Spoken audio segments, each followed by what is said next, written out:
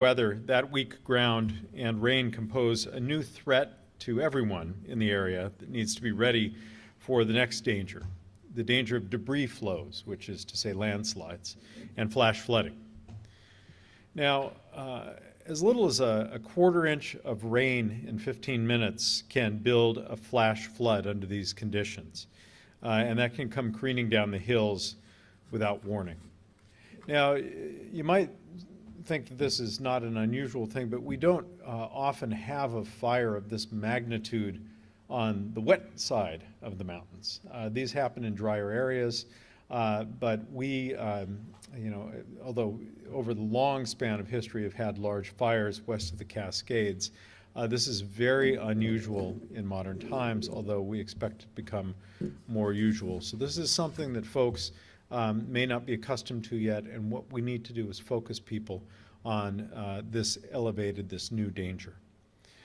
This risk is highest in the burn scar from the fires this summer, and the Bolt Creek fire did the most damage of these fires. It means communities like Skykomish and Bering and other communities and scattered settlements in the Cascade foothills need to be ready. People need to be prepared. The good news is that King County Emergency Management has the tools to keep folks informed, to be ready, to be smart this winter. First, for people in the risk areas, staying informed is the key to staying safe. You can sign up for emergency alerts, and you'll hear more about that in a bit from Alert King County at kingcounty.gov/alert. Our Department of Local Services has also begun going door to door to make sure people have this critical tool. We've even distributed emergency radios for people to stay connected without cellular connections. Also, people need to be prepared to have a plan. Individuals, families need to have a plan in the event you have to evacuate. You have to have the essentials like food and supplies, and Brendan, whom you just met, Brendan McCluskey, our Emergency Management Director, is going to, in a few minutes, share more about the specifics that people need to stay safe.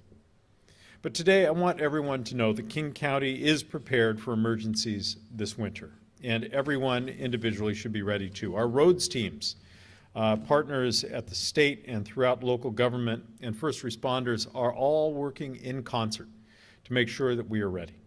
And that's why it's so important for people to be ready themselves as well. And what we've come to know as fire season, with damage to homes and businesses, caustic smoke lingering for weeks, is just one symptom of our changing climate. Now, weeks after the fires are out and the smoke has cleared, we face this new threat from the damage those fires caused. This is our new reality. This is something we're going to be coping with moving forward.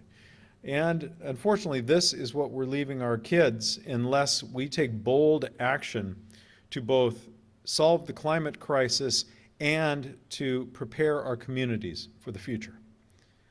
These risks and hazards will not disappear overnight. I'm no expert on this, but I know that it is going to take time for the hillsides to become revegetated, for them to be able to hold water again during storm events. So let's use this moment to be prepared, to get ready, to help ensure that everyone in our region can stay safe this winter. And I'd like to introduce Reed Walcott from the National Weather Service, who will be able to share a little bit more about the forecast ahead. Reed. Thank you so much, Executive. I'm Reed Walcott, the Warning Coordination Meteorologist with the National Weather Service in Seattle. As was mentioned, this is not a new hazard for the United States, but this is a new hazard for us in Western Washington. We've never seen a burn this severe at this scale that has impacted our region. The severity of the fire has increased the risk of debris flow and flash flooding, and that risk will be elevated for the next 2 to 5 years as the hillsides revegetate. And this is happening in a location where we have homes and infrastructure that are at risk of being demolished, really, by potential debris flows and flash flooding.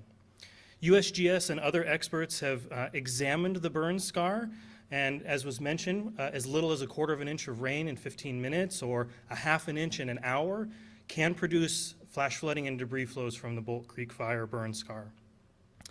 Those rain rates are not uncommon here in Western Washington. And this burn scar in particular is in a unique location where we constantly see the impacts of atmospheric rivers, strong frontal systems, thunderstorms during the spring, summer, fall, as well as a prime location for what's called the Puget Sound Convergence Zone, all of which can bring heavy rainfall at any time of the year. The outlook for the coming season is for above normal precipitation throughout the winter season. So we definitely need to be prepared to deal with the impacts from the Bolt Creek fire as well as other burn scars across the region. They really, again, could impact any time of year, and this is something that will be with us for the next 2 to 5 years. Now I'd like to introduce Emergency Manager Brendan McCluskey to talk about alerts. Thanks, Reed, and thanks, Executive Constantine. So folks from Bering, Grotto, and the Skykomish area faced a challenging time this fall when the Bolt Creek fire first broke out and raged for weeks earlier. Even though the fire is no longer a threat, as we've heard, it's left potential other hazards in its wake. Residents in those areas and really anyone who's planning on traveling along US 2 during that time needs to prepare for these hazards now. And as we've heard, these hazards could continue for years. The Bolt Creek fire left burn scars on the landscape and created this novel threat for this part of the Pacific Northwest and King County specifically, of flash floods, debris flows, and even landslides during and after storms.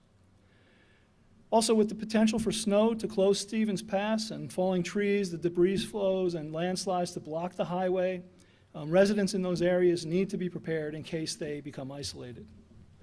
With that high potential for debris flow following a high rate of rainfall, along with the landslides and these other hazards that could happen with almost no or very little warning, residents of the area and all people within King County should have an emergency plan, follow evacuation orders, get a kit of essential supplies, food and water to be 2 weeks ready, and stay informed by signing up for emergency alerts with Alert King County. The unprecedented Bolt Creek fire, the COVID pandemic, and other emergencies have driven home how important it is for our agencies and communities to work together. King County partners with many other local and state agencies as well as not-for-profit organizations to help support these and all communities within King County. As you heard, we distributed informational flyers to the residents along the US Highway 2 corridor and affected areas. With community partners, we had meetings to help people get prepared. We provided these all hazards weather alert radios to residents in the Bering, Grotto, and Skykomish areas with some generous support from the National Weather Service for real-time weather warnings with areas of limited cell phone coverage. And just yesterday, we installed 2 cellular-equipped weather stations that will help us provide real-time or near real-time information and data to help us make decisions. We also partnered with the Emergency Feeding Program to establish 2 caches of emergency food and other essential supplies in Bering and in Skykomish. And so here are some general tips to get prepared. Floods and debris flows can happen quickly within minutes of rainfall, so get ready now. Make a plan on how you'll respond, communicate with family members, and reunite during different situations.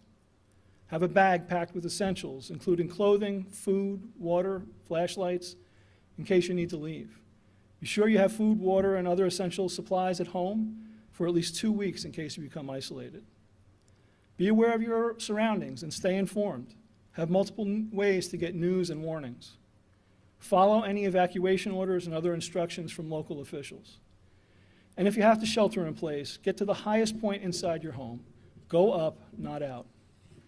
And as I mentioned, residents aren't the only ones who need to be prepared.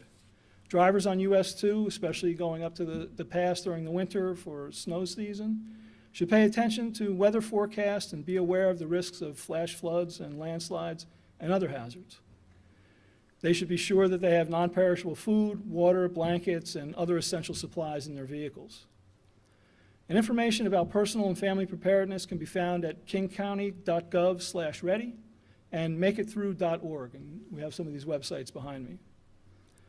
We can learn more about wildfire burn scars and flooding risks on the National Weather Service website, weather.gov/SEW/burn-scar. And lastly, subscribe to Alert King County by going to kingcounty.gov/alert. We're all stronger if we work to get prepared together. So I just wanted to thank everybody for coming here to our headquarters and the Emergency Operations Center today. That's what we have for you today.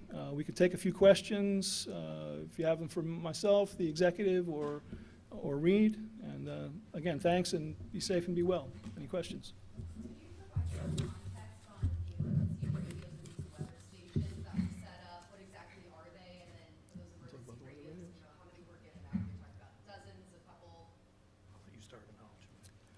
Yeah, so Reed can talk about the weather radios, the all hazards alert radios, and the Weather Service provided 50, and we got 50 as well, and they're up in the area ready for distribution. You want to talk more about the weather radios themselves? Yeah, sure. So the NOAA All Hazards Weather Radio System is a system that's been around for decades at this point and provides real-time warnings in case of a flash flood warning or any other hazard that's out there. It really is an all-hazard system that can provide the alert for the specific county that you're in. So if we issue an alert for King County, anywhere in King County, you will receive that alert on your NOAA weather radio system.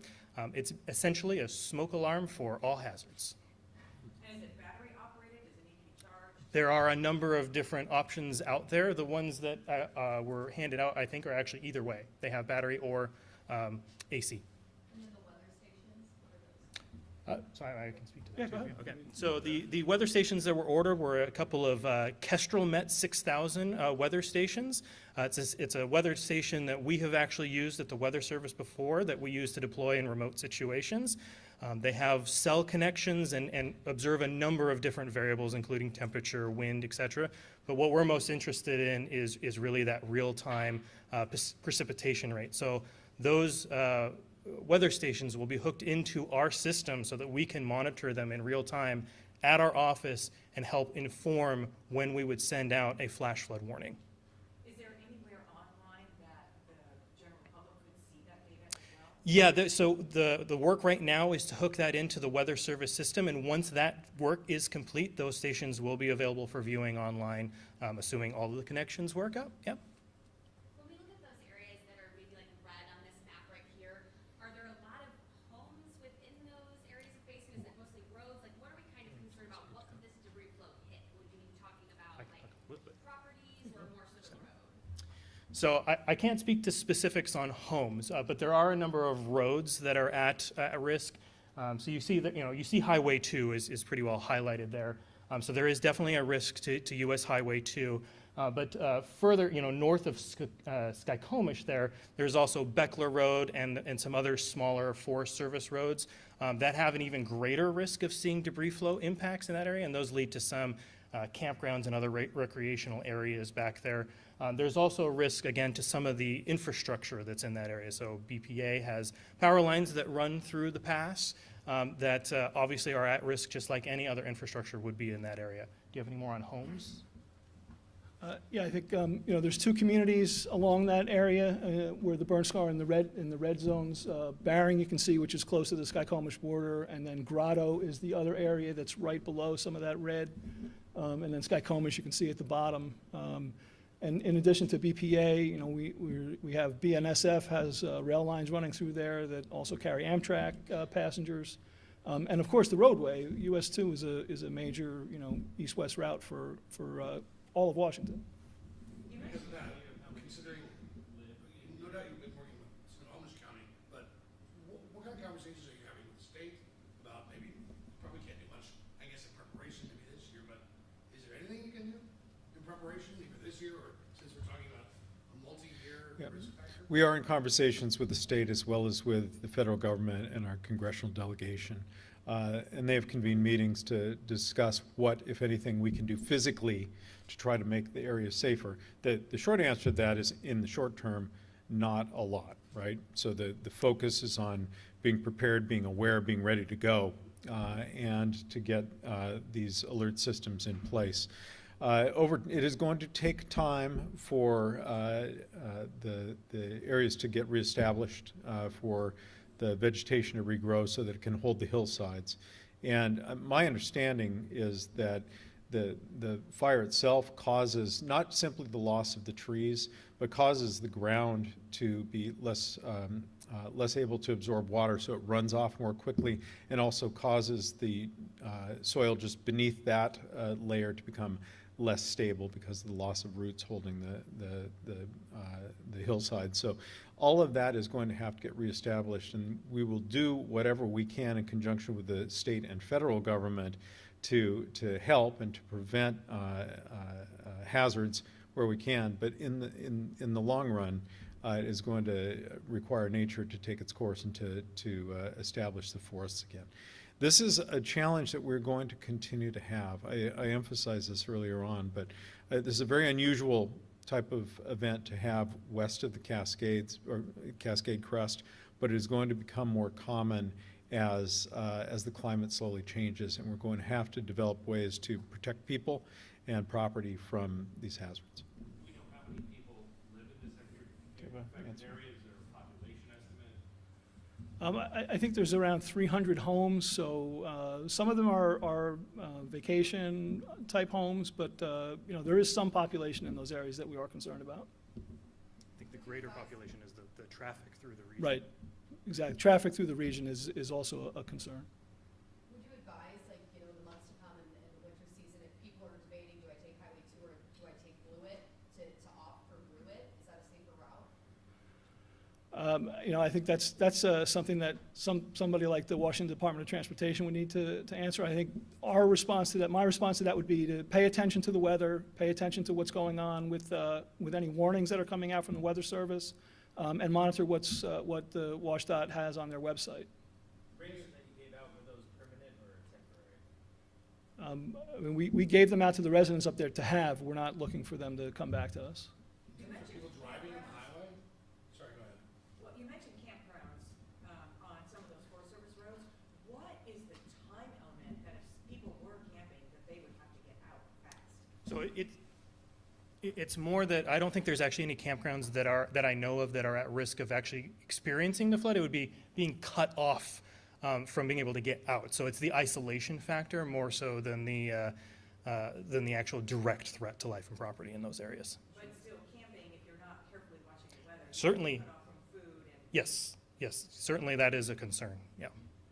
What's the concern for folks traveling on US 2? Obviously, the concern that they could be cut off or blocked from not, you know, travel forward, but is this like something that are we talking like 2-3 feet of debris that can sweep a car off the road? Yes, yeah, so it runs the gamut along this stretch of road. I mean, there's some areas where you have basically a small cliff that's overhanging you where you could have water coming off, water, rocks, debris, trees, et cetera, coming off in the event of one of these, all the way to, you know, a small stream of water running across the road. So the hazard varies quite a bit between, what is it, milepost 38 and 50, I believe, is the milepost numbers.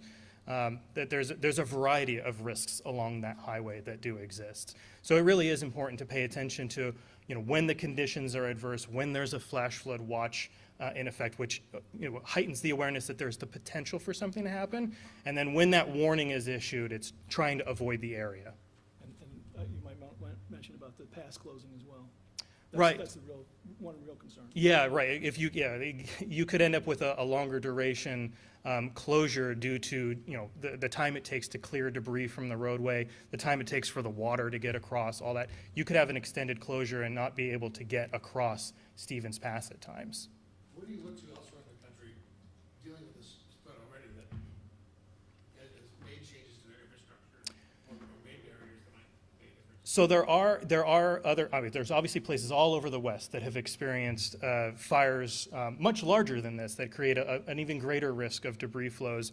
And the mitigation, you know, runs the gamut from no mitigation at all to barriers to protect neighborhoods to concrete walls.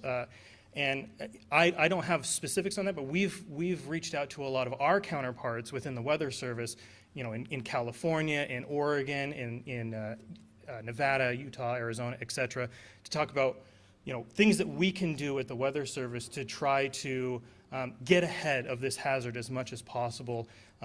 One of the challenges is that we have is most of the locations that have fires this severe don't deal with the type of long-duration atmospheric river events that we have here. So one of the unknowns that we have is what happens when we have 6 inches of rain that falls over the period of 24 hours.